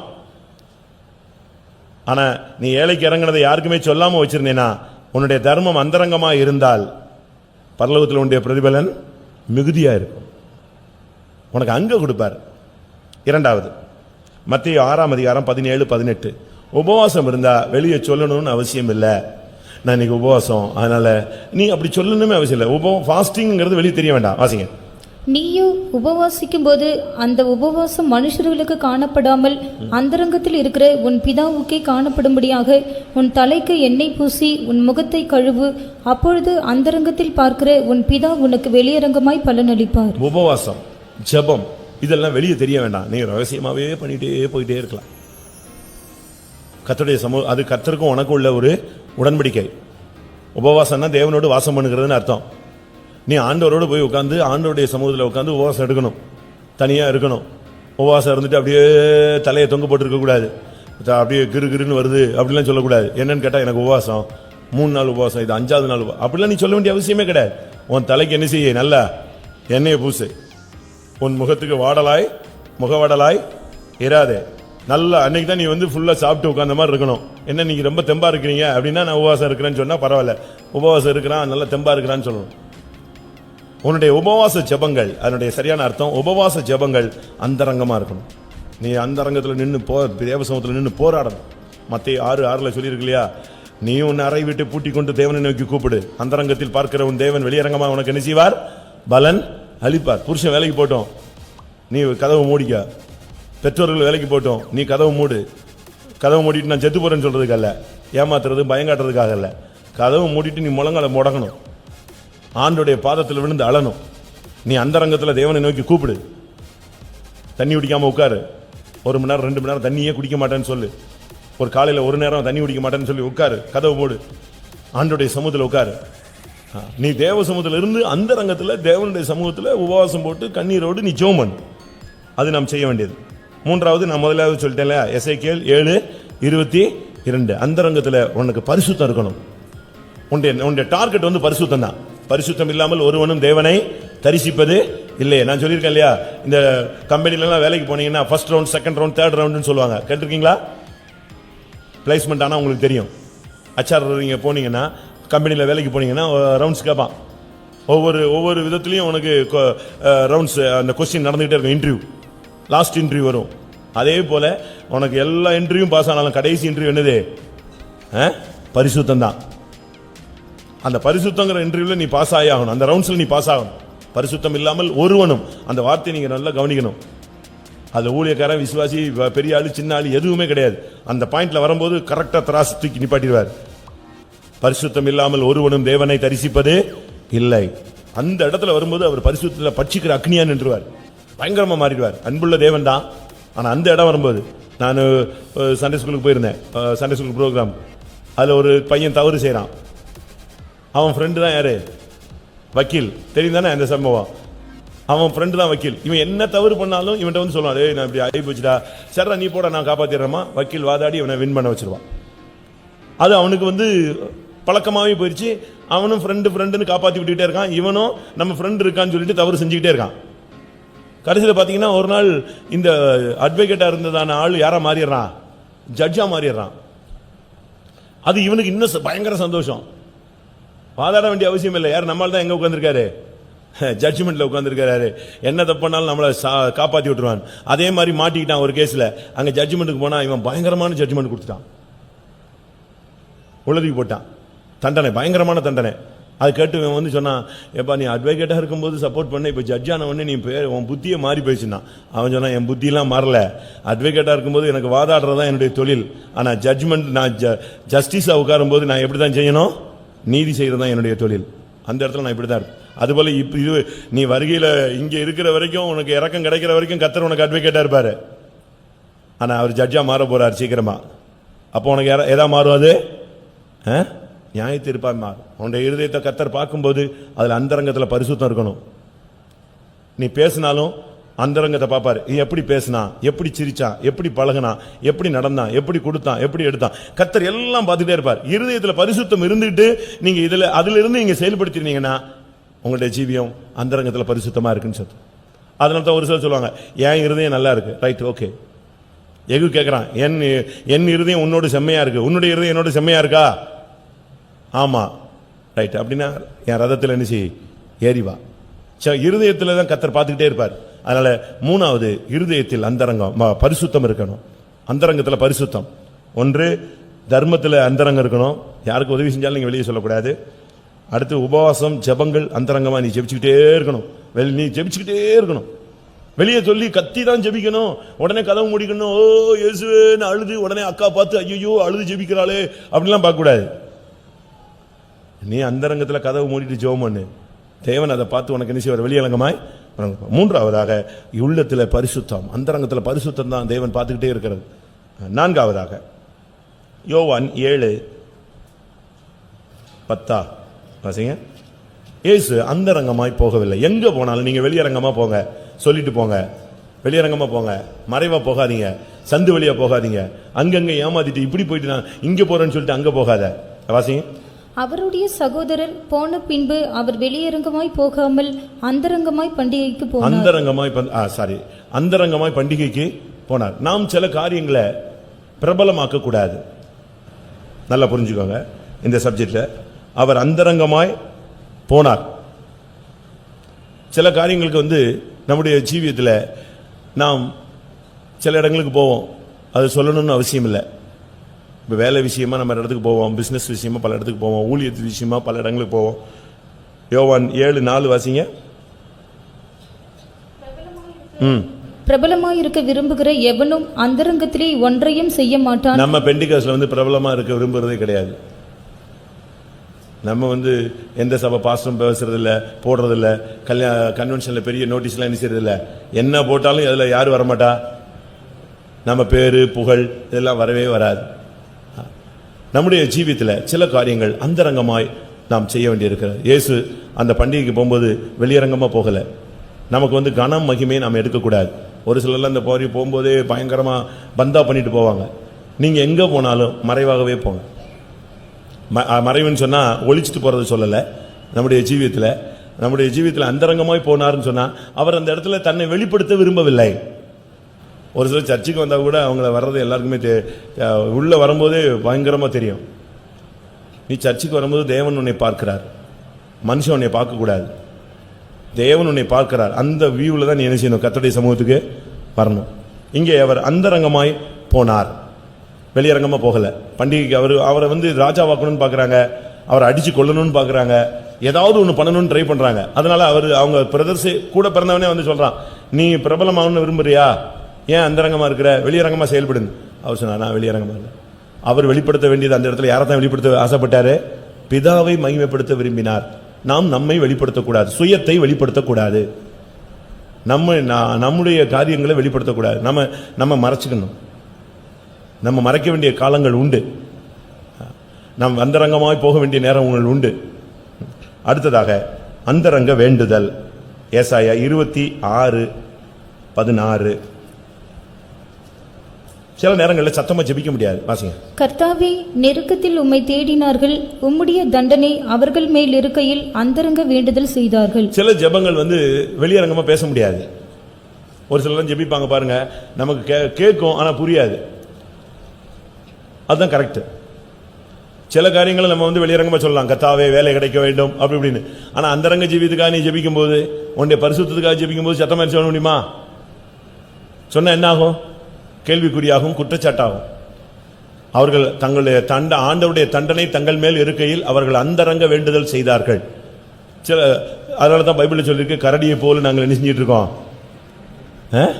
உரிமை கொண்டிருக்கிறோம். அது சத்தம் கேட்கும், ஆனா என்ன பாயிண்ட்டுக்கு அவன் ஜெபிச்சான்னு என்ன செய்யாது? தெரியாது. அது அந்தரங்க வேண்டுதல். நீயா ஜெபிச்சுக்கிட்டே இருக்கணும். மணிக்கணக்காக ஜெபிப்பாங்க. புறாவை போல கூவிக்கொண்டிருக்கிறோம், நம்முட்டை போல புலம்பிக் கொண்டே இருக்கிறோம். இப்படி அது ஒரு சில அவங்க ஜெபிச்சுட்டே இருப்பாங்க. நீங்க பாருங்க, கடைசி வரைக்கும் அவங்க என்ன ஜெபிச்சான்னு நமக்கே தெரியாது, அவங்களுக்கு தெரியும். அழுதுகிட்டே இருப்பாங்க, உள்ளுக்குள்ளேயே அழுதுகிட்டு இருப்பாங்க, உள்ளுக்குள்ளேயே ஒரு கூக்குரல், உள்ளுக்குள்ளேயே ஒரு புலம்பல், உள்ளுக்குள்ளேயே ஒரு ஏக்கம், ஒரு தவிப்பு. அது ஒரு அந்தரங்க வேண்டுதல். எல்லா ஜெபமும் வெளியே சொல்லி ஜெபிக்கணும். ஒரு சிலர்லாம் பார்வைக்கு நீண்ட ஜெபம் செய்வாங்க பாருங்க, அது பாட்டுக்கு 3 நிமிஷம் 8 நிமிஷம் 9 நிமிஷம் அவன் இருமி ஜெபிச்சு எழும்பி பாத்ரூம் போயிட்டு வந்து திருப்பி வந்து அது வரைக்கும் ஜெபம் ஓடிக்கிட்டே இருக்கும். மூடி பிரசங்கியார் ஒரு இடத்துல பிரசங்கம் முடிச்சுட்டு ஜெபம் செய்ய கடவுன்னே ஒரு ஆள் ஜெபம் தொடங்கிட்டார். இவர் பண்ண பிரசங்கத்தை அவன் ரிவர்ஸ் எடுக்கிறான். அது 3 நிமிஷம் ஆச்சு, 5 நிமிஷம் ஆச்சு, 7 நிமிஷம் ஆச்சு. எல்லா ஜனங்களும் இருமுறாங்க. அது ஆட்டோமேட்டிக்காக நீங்கள் உங்களுக்கு பழக்கம் வந்துடும். அந்த ப்ரெசன்ஸ் போயிடுச்சுன்னு சொன்னால் ஒருத்தன் கண்ணை திறப்பான், ஒருத்தன் அப்படிம்பா செருமுவான், இப்படி ஒன்று ஒன்றா ஆக்ஷன் கொடுத்துக்கிட்டே இருப்பாங்க. இப்படியே கொடுத்து கொஞ்ச நேரத்தில் அந்த ப்ரெசன்ஸே போயிடுச்சு. மூடி பிரசங்கியாருக்கு என்ன பண்ணணும்னு தெரியல. இவனை போய் ஜெபிக்க, இந்த ஆளு ஜெபம் பிடிச்சிட்டான், மைக்க பிடிச்சிட்டான். இப்போ இவன் ஜெபத்தை என்ன செய்ய மாட்டான், நிறுத்த போறதில்லை. வெளியரங்கமா அவன் பாட்டுக்கு நீ அப்படி சொன்னீரே, இப்படி சொன்னீரே, அதை சொன்னீரே, இதை சொன்னீரேன்னு உடனே இவர் மைக்க பிடிச்சாரு. சகோதரன் ஜெபித்து கொண்டே இருப்பார், நாம் பாடல் பாடுவோம் அப்படின்னாரு. அவர் ஜெபிச்சுட்டு இருப்பாரு. அவர் ஜெபிச்சுட்டு இருக்கட்டும், நம்ம என்ன செய்வோம், அடுத்த ஸ்டெப்புக்கு போகலாம், பாட்டு பாடுவோம் சொன்னார். அப்படிதான் இன்னைக்கு இருக்கு. நீங்க அந்தரங்கமா நீங்க ஜெபிக்கணும். சில காரியங்களெல்லாம் நீங்க மறைவா நீங்க உங்க பிள்ளைகளுக்கு சொல்ல வேண்டிய அவசியம் இல்லை, புருஷனுக்கு ஷேர் பண்ண வேண்டிய அவசியம் இல்லை, மனைவிக்கு ஷேர் பண்ண வேண்டிய அவசியம் இல்லை. நீ உட்கார்ந்து தேவ சமூகத்தில் உட்கார்ந்து ஜெபம் பண்ணு. உன்னுடைய ஜீவித்துக்காக ஜெபிக்கலாம், பிள்ளைகளுக்காக நீ சில காரியங்களை வச்சு ஜெபிக்கலாம். சபையில் சில காரியங்கள் இருக்கும், சில குடும்ப காரியங்கள் இருக்கும். மற்ற சபைகளில் உள்ள ஒரு விசுவாசி ஒரு பிரச்சனையை சொல்லி உன்கிட்ட ஷேர் பண்ணியிருப்பான், அந்த துக்கத்தை ஷேர் பண்ணியிருப்பான். அதை போய் நீ உடனே போய் மனைவிட்ட போய் என்ன செய்ய வேண்டியதில்லை. உனக்கு தெரியுமா அந்த ஆள் இப்படி சொன்னா ஜெபம் பண்ணுவோன்னு, அந்த அம்மா உடனே நினைஞ்சிருவாங்க, டிரான்ஸ்மிட்டரில் விட்டுருவாங்க, அது வாட்டுக்கு ப்ராட்காஸ்ட் ஆகி சர்ன்னு போயிடும். அந்த வேலையே ஆகாது. சில காரியங்களெல்லாம் அந்த ரங்கத்தில் தான். பரிசுத்த ஸ்தலத்தில் புசிக்க வேண்டியது எங்கே தான் புசிக்கணும், எங்கே தான் புசிக்கணும், பரிசுத்த ஸ்தலத்தில் தான் புசிக்கணும். அதை வீட்டில் கொண்டு போய் புசிக்க கூடாது. பைபிளை நீங்க படிச்சு பாருங்க, பரிசுத்த ஸ்தலத்தில் புசிக்க வேண்டியது பரிசுத்த ஸ்தலத்தில் மட்டும்தான் புசிக்கணும். ஆசாரியன் கூட அதை எங்க கொண்டு போக கூடாது, தான் கூடாரத்துக்கு கொண்டு போய் உட்கார்ந்து நிச்சய கூடாது, புசிக்க கூடாது. அதனால அந்தரங்க வேண்டுதல், உனக்குள்ளே ஒரு தனி ஜெபம் இருந்துகிட்டே இருக்கணும். பரிசுத்தத்துக்காக ஒரு ஜெபம், விசுவாசத்துக்காக ஒரு ஜெபம், பிரதிஷ்டைக்காக ஒரு ஜெபம், உண்மை உத்தமத்துக்காக ஜெபம், ஊழியர்களுக்காக ஜெபம், ஒரு விசுவாசிக்காக ஜெபம். உன்கிட்ட வேண்டிக் கொண்ட காரியங்களுக்கு மற்றவங்க சொல்லியிருப்பாங்க, பிரதர் ஜெபம் பண்ணுங்க, சிஸ்டர் ஜெபம் பண்ணுங்க, இதெல்லாம் நீ அந்தரங்கத்தில் வைக்கணும். இந்த பிரதர் வந்தாரு, இந்த சிஸ்டர் சொன்னாங்க அப்படிலாம் நீ சொல்லவே கூடாது. நீயா அந்தரங்க, உன்னுடைய தனிப்பட்ட ஜீவியத்துக்கு ஒரு அந்தரங்க வேண்டுதல். அடுத்ததாக யோவான் 19:38 ஒருத்தன் சீஷனா இருந்தான், ஆனா அந்தரங்க சீஷனா இருந்தான்.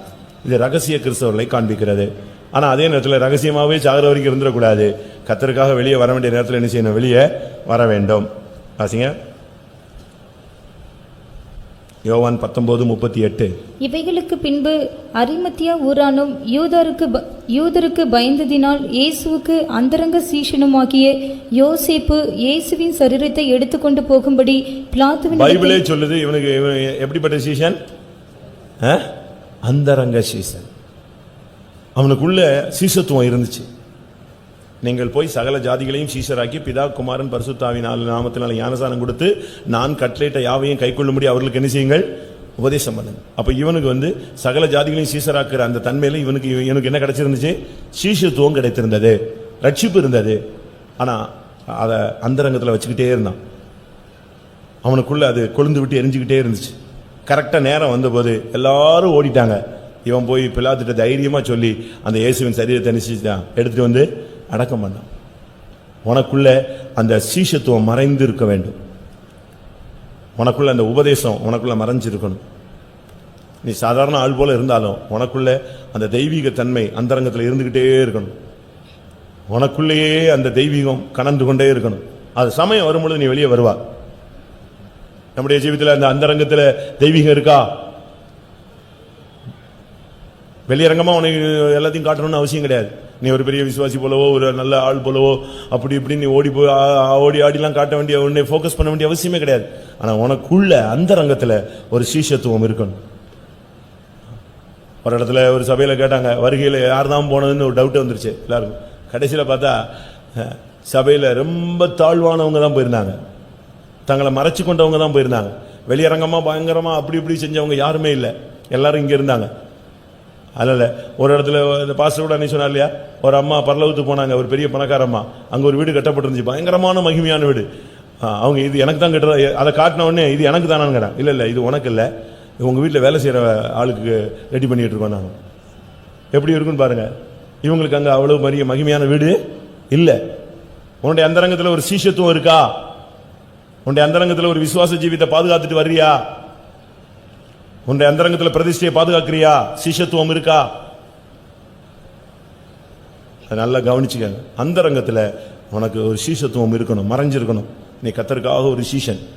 வேலையில் போனாலும் சரி, வெளியே போனாலும் சரி. அவன் நல்ல வசதியானவன், ஆனால் அவனுக்குள்ள ஒரு சீஷத்துவம் மறைஞ்சிச்சு, வெளியே சொல்லாமல் இருந்தான். ஆனால் கரெக்ட் டைம் வரும்போது எங்கே வந்துட்டான்? எல்லாரும் ஓடிவிட்டான், சீஷர்களே ஓடிவிட்டாங்க. இவன் நேரம் வந்தான் பிலாத்துட்ட போய் யாராவது பேச முடியுமா?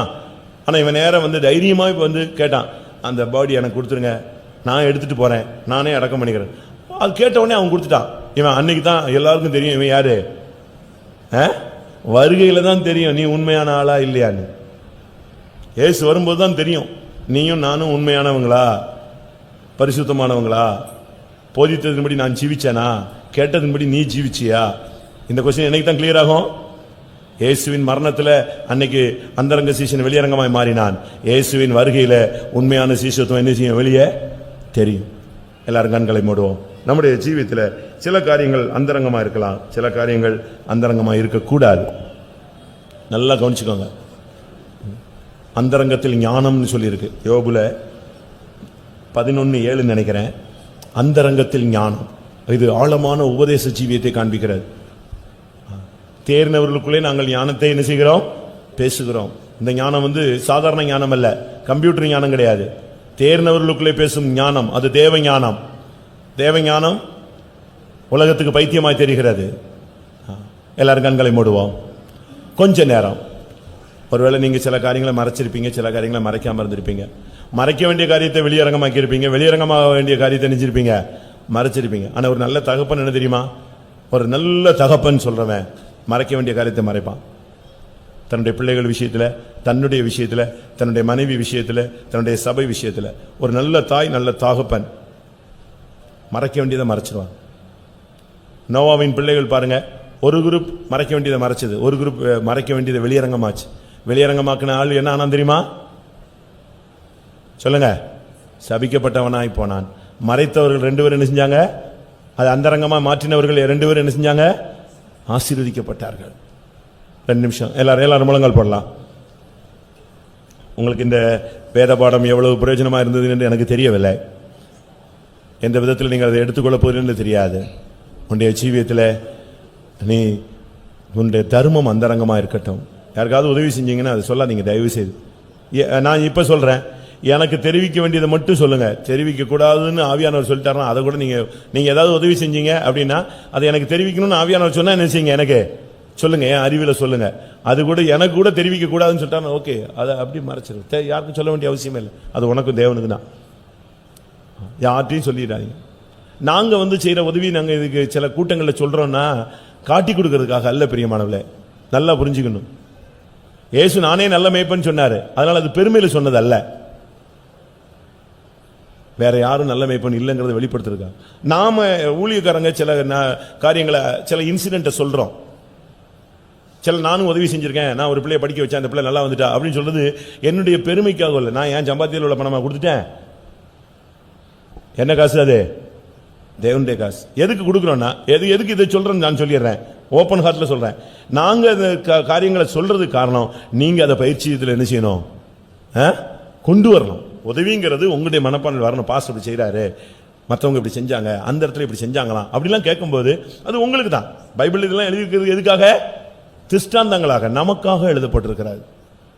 நன்மையும் நமக்காக எழுதப்பட்டிருக்கு, தீமையும் நமக்காக எழுதப்பட்டிருக்கிறது. கொடிய தருத்தரத்தில் அந்த கொரிந்தியர் சபை கொடுத்தாங்கன்னு சொன்னா அது கேட்கும்போது நமக்கும் கொடுக்கணுங்கிற ஒரு தாட். அதே போல நம்ம ஒரு பிள்ளைக்கு உதவி செஞ்சேன் அப்படின்னு நான் சொல்றது பாஸ்டரே சொல்லி கேட்டாரு, அப்ப அவருக்கே இங்க கார் கொடுத்து ஒதுக்கிடுவாரு. அப்படி அல்ல. நீ உன் மூலம் எப்படிலாம் போகணும்னு எனக்கு தெரியும். அப்படி அல்ல பிரியமானது. நான் சொல்றது என்னன்னா, அப்போ அவங்களும் செய்யறாங்க, நீங்க எங்க பிள்ளைங்க, நீங்களும் அதே பாலிசி என்ன செய்யணும்? உங்களுடைய பயிற்சியில கொண்டு வரணும். எல்லாரும் கண்களை மூடுவோம். உன்னுடைய தர்மம் அந்தரங்கமா இருக்கட்டும். உன்னுடைய ஜபஜீவியம் ஒரு அந்தரங்கமான ஒரு ஜபஜீவியம் இருக்கட்டும். உன்னை வெளியரங்கமா பார்க்கும்போது ஜப வீரனை போல இல்லாட்டாலும் உனக்குள்ளே ஒரு ஜப தீபம் பற்றி எரியட்டும். ஹல்லேலூயா. உன்னுடைய அந்தரங்கத்தில் பரிசுத்தம் இருக்கட்டும்.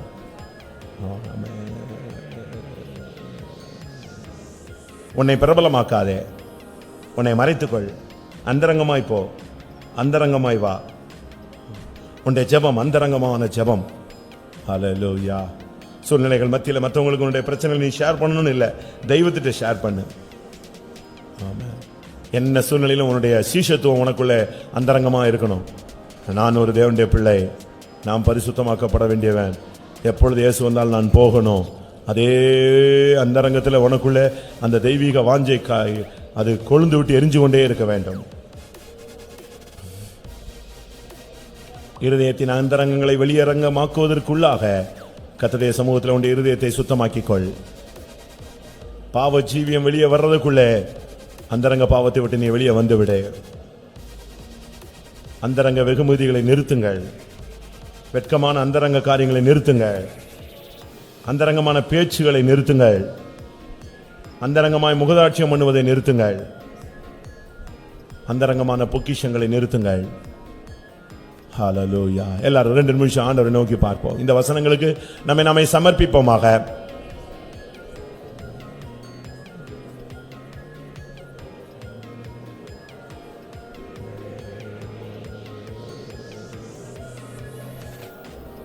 ஆமென். உங்களை இப்போ கேட்ட வசனங்களின்படி நீங்க பாருங்க, அந்தரங்க ஜீவியம் எப்படி இருக்கு? இதுல ஏதாவது உங்களுடைய இருதயம் குத்தப்பட்டதா? ஏதாவது உணர்த்தப்பட்டீர்களா? ஏதாவது முடிவெடுத்தீர்களா? எதையாவது சரிப்படுத்தணும் நீங்க உங்களுக்குள்ளே ஆவியான ஒரு ஏவுதல் கொடுத்தாரா? இனிமேல் இப்படித்தான் செய்ய வேண்டும் என்று ஒரு முடிவெடுத்துக் கொண்டீர்களா? அப்படி எடுத்திருந்தால் கர்த்தர் இந்த கூட்டத்தின் இந்த நிமிஷத்தில் கர்த்தர் உங்களுக்கு உதவி செய்ய வல்லவர். ஆமா, இனிமேல் நான் இந்த காரியங்களை அந்தரங்கமா செய்ய மாட்டேன், வெளியரங்கமா செய்வேன். இனிமேல் இந்த காரியங்களை நான் அந்தரங்கமாய் செயல்பட்டுக் கொள்வேன். இனி நான் அதை வெளியே சொல்ல மாட்டேன், வெளியே பேச மாட்டேன். ஆமென். கர்த்தர் உங்களுக்கு கிருபை தர போறார் பிரியமானவர்களே.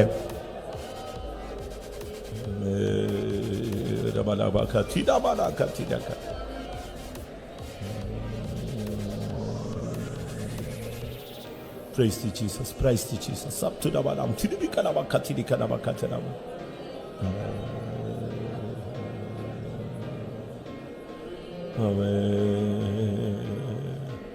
பரிசுத்த ஆவியின் உதவியோடு இந்த பிரசங்கத்தை கேட்டிருந்தால் எதில் அந்தரங்கமா இருக்க வேண்டும் என்பதை நீ முடிவெடுத்திருப்பாய். எதில் அந்தரங்கமா இருந்தது தவறு என்பது உனக்கு சுட்டி காட்டப்பட்டிருக்கும். தேவனுடைய சமூகத்திலே தாழ்த்துங்கள். கர்த்தர் இந்த வசனங்களின்படி ஜீவிக்கக்கூடிய கிருபையினால் நம்மை நிரப்பட்டும். ஹல்லேலூயா, ஹல்லேலூயா, ஹல்லேலூயா, ஹல்லேலூயா. ஈடாபாலா கத்திடாபாலா கத்திடாபாலா கத்திடாபாலா.